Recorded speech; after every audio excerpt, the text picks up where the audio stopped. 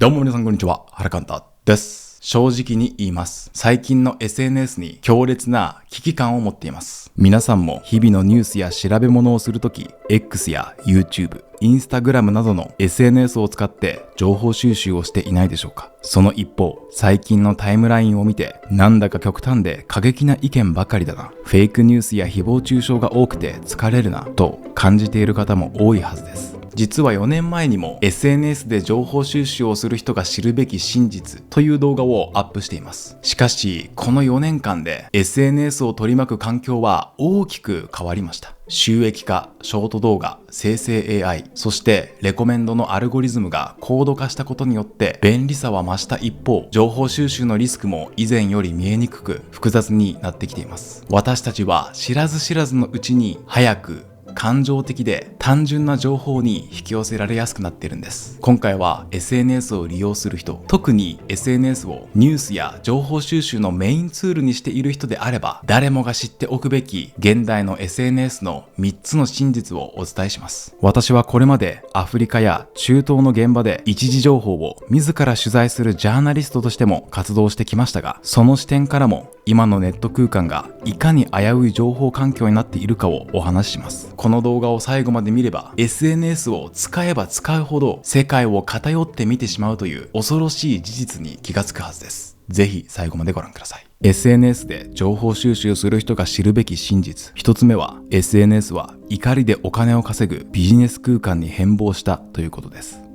4年前の動画で私は SNS は極端な思想を持つ人が一方的に発信する特殊な空間だと説明しました。当時はまだ発信者の多くは自分の意見を聞いてほしい、世の中に自分の思いを伝えたいという個人の強い熱量や正義感で動いていました。今でも SNS、例えば YouTube のコメント欄ではそういった極端な思想を持つ人ほどたくさんコメントしやすい傾向があることは変わりがありませんが、しかし今はそこからさらに変化を遂げています。現在の X をはじめとする SNS には閲覧数や反応、つまりエンゲージメントを稼ぐことで収益が得られたり影響力を拡大できたりするシステムが導入されています。これによりSNS は個人の言論の場から注目を集めてお金や影響力を得るためのビジネス空間としての側面をより強く持つようになりました。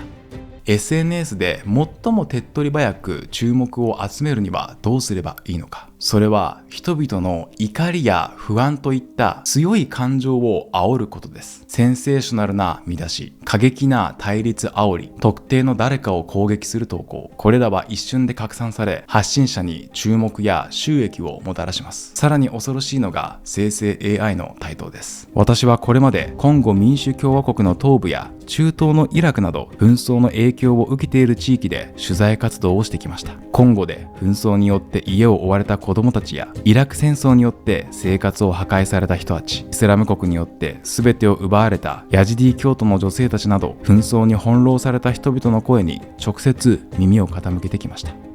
そうした現場で感じるリアルな事実は決して悲惨なものだけではありません。どんなに過酷な状況であっても前を向いて懸命に生きようとする人々の姿があり、そこにある人々の感情や姿勢は AI が生成する画像のように分かりやすくシンプルなものではありません。だからこそ昨今の SNS の状況は見ていて耐え難いです。今や現場に行かなくてもガザやウクライナをはじめ世界中の戦地における過激な偽画像が AI を使って一瞬で作れてしまう時代です。ひどい、許せないとあなたが正義感や怒りを感じてシェアしたその情報は実はどこかの誰かが注目を集めるために AI で作ったフェイクかもしれません。実際ウクライナ侵攻の初期にはゼレンスキー大統領が兵士に降伏を呼びかけているかのように見せたディープフェイク動画が出回り、情報戦上の問題として注目されました。最近のガザをめぐる戦闘でも瓦礫の中で泣く赤ちゃんの悲惨な画像などが SNS で広く拡散、閲覧されましたが、指の数や形が不自然であることなどから AI によって生成されたフェイク画像と指摘された事例があります。AI による過激なフェイク画像が拡散されればされるほど現実の複雑さは削ぎ落とされ、現地の複雑な背景は無視され、ただネットユーザーの怒りを買いエンゲージメントを稼ぐための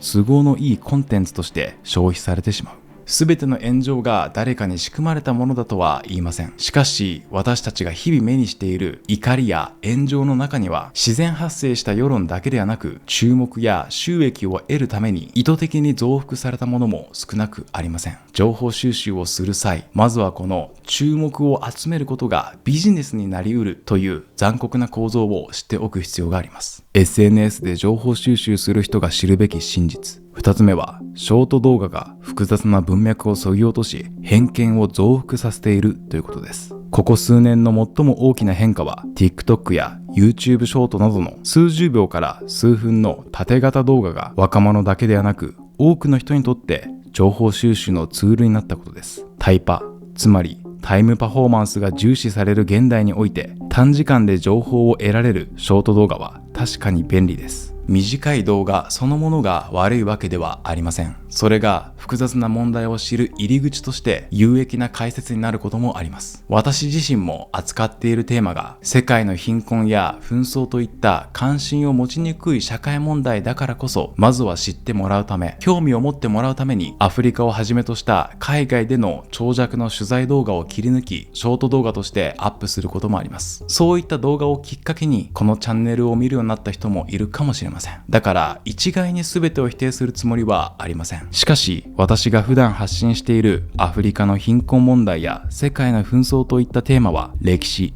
政治、経済、気候変動などが複雑に絡み合った非常に難解な問題です。これを数十秒から数分で過不足なく正確に説明することには、プロのジャーナリストであっても限界があります。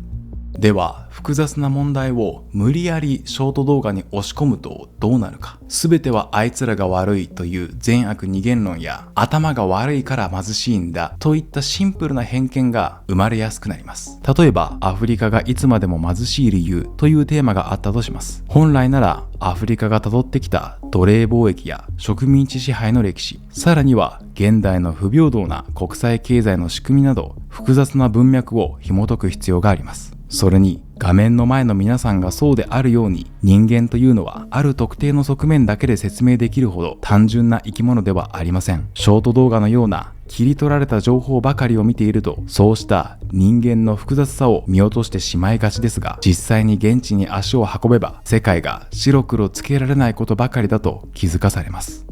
これはほんのわずかな具体例ですが、私が今も足を運び続けているアフリカの農村部に行けば、その複雑さは肌で感じられます。確かにアフリカの農村部は日本の生活から見れば貧しいかもしれませんが、彼らは決して怠けているわけではありません。朝早くから何キロも汲まれた井戸まで水を汲みに行き、炎天下で農作業をしても不平等な経済システムや気候変動の影響で抜け出せない貧困があるんです。もっと言えば、お金という指標から見れば貧困だったとしても、自給自足の生活をして食べるものには困らず、家族と幸せに暮らしている人たちもたくさんいます。そうした多様な事情を無視して、ある特定の指標だけで他人をジャッジできるほど世の中は単純ではありません。しかしショート動画の形式は、そうした現場のリアルな背景や人間の中にある複雑性よりも、強い言い切りや感情を動かす結論を優先させやすい傾向にあります。人は複雑な事情を複雑なまま理解するよりも、誰かを下に見たりシンプルな悪者を作ったりする方が脳への負担が少なく気持ちがいい生き物です。だからこそ、見る側が意識して距離を取らないと、切り取られた情報だけで分かった気になり、偏見に満ちたシンプルな因果関係に逃げ込んでしまう危険があります。複雑な事情を複雑なまま理解する努力が社会全体で軽視されるようになれば、やがては国の政策や社会の舵取りまで極端で間違った方向へ向かってしまいかねません。昨今の日本社会の動きを見ていても、心当たりのある場面は多いのではないでしょうか。SNS で情報収集する人が知るべき真実。3つ目は、アルゴリズムが私たち一人一人に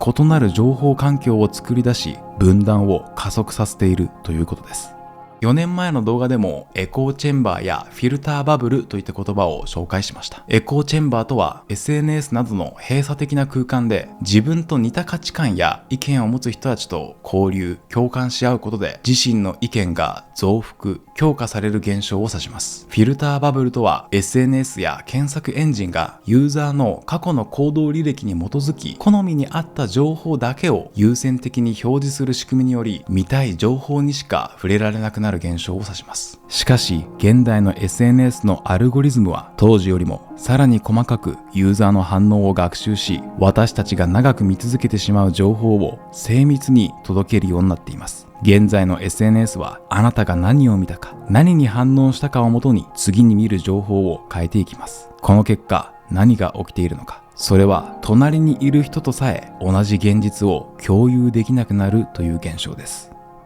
私は YouTube で動画を作るとき、できる限り中立的な立場から一つの物事を多角的な視点から捉えるように意識しています。それに貧困や紛争といった社会問題の現場に足を運んでみれば、白と黒では割り切れないグレーな現実が広がっていることを実感します。しかし SNS のアルゴリズムは違います。例えばある国際紛争について A さんのスマホには A 側が絶対的な正義であり B 側は非道な悪魔だという情報ばかりが流れてきます。一方 B さんのスマホには B 側こそが被害者であり A 側が卑劣な悪だという全く逆の情報が溢れ返っている。昨今のロシア・ウクライナの戦争やアメリカとイランの対立などを見ていると思い返すことも多いのではないでしょうか。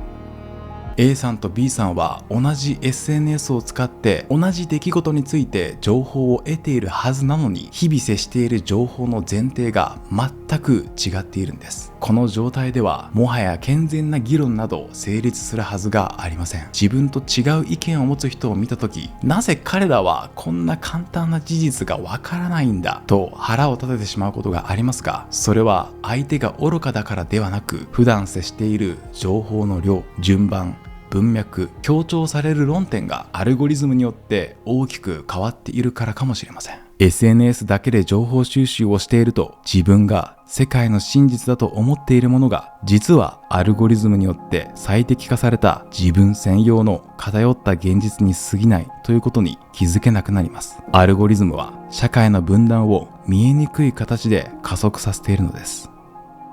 SNS で情報収集をすることがいかに危ういか、その理由をお話ししてきましたが、もちろん SNS で情報収集することを全て否定するつもりはありません。現地のリアルタイムな状況を知ったり、多様な視点に出会う入り口として SNS は今でも強力なツールです。今もこうして YouTube という SNS で原監督の動画を見てくれていますしね。しかしその仕組みゆえに収益化、短尺化、生成 AI、レコメンドが組み合わさり、怒りや単純な情報が伸びやすい環境になっているリスクを私たちは常に自覚しなければなりません。では、私たちは具体的にどうすればいいのか。私がおすすめしたいのは、やはり体系的に学ぶことができる本を読むことです。個人的には特に用事がなくても、リアルな本屋に定期的に足を運ぶようにしています。普段は電子書籍で読むことが多いんですけど、ネットのアルゴリズムがおすすめしてくる本ばかりではなく、リアルな本屋を歩き回ることで偶然自分の興味を引く本と出会える可能性があるからです。もちろん本屋の棚の並べ方にも出版社の意向やマーケティング的な要素が絡んでいるため、それが完璧だとは思いません。平積みされていない本をあえて棚から引き出してパラパラとめくってみるなど、主体的な探し方も必要です。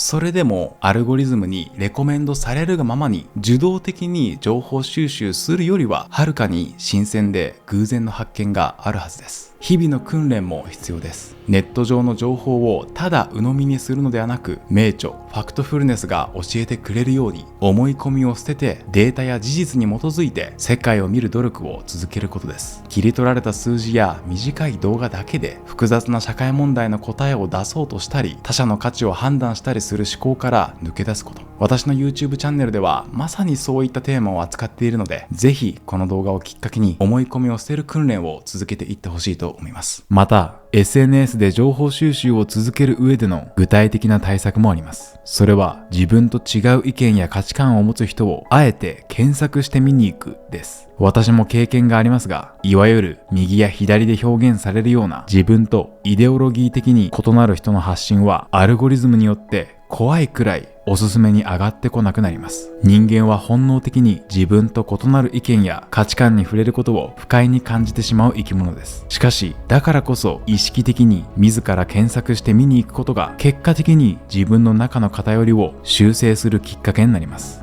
最後に大事なのは、やはり生身の人間と対話を重ねることです。SNS ではどうしても似たような情報や価値観を持つ人が集まりますし、極端な思想を持つ人ほど声が大きくなりやすいため、建設的な対話をすること自体が困難です。たとえタイパやコスパが悪くても、自分とは違う複雑性を持ったリアルな人間と対話をすることが自分の偏見に気づかせてくれ、結果的に世界を正しく見る習慣へとつながっていきます。例えば私自身はそうした情報の偏りを防ぐためにも、自分が運営するオンラインサロンシナジーでメンバーと直接対話する時間をとても大切にしています。ここには中学生から70代の方まで、職業も価値観も全く異なる多様な人たちが集まっています。特定のイデオロギーに偏らず、一つの事実を様々な視点から一緒に考えようという私のスタンスに共感してくれた方々だからこそ、お互いの違いを認め合える空間になっているのだと感じています。そうした多種多様なバックグラウンドを持つ人たちが所属する場に身を置き、日々対話を積み重ねていくことは、ネットの偏見から抜け出し、世界を正しく見るための訓練につながります。最後に宣伝になってしまい恐縮ですが、もしも SNS の殺伐とした空気から離れ、落ち着いて対話ができる環境を求めている方がいれば、これを機にシナジーを覗いてみてくれたら嬉しいです。少しでも興味のある方は、ぜひ概要欄からホームページをご覧ください。原監督のチャンネルでは、これからも事実を多角的な視点から読み解く動画をアップしていきます。私自身もまだまだ精進しなければならない身ではありますが、これからも原監督と一緒に学び続けてくださる方、これからも皆さんの役に立つ動画をアップしていきますので、ぜひチャンネル登録をよろしくお願いします。ということで、今回も最後までご視聴くださりありがとうございました。また次回の動画でお会いしましょう。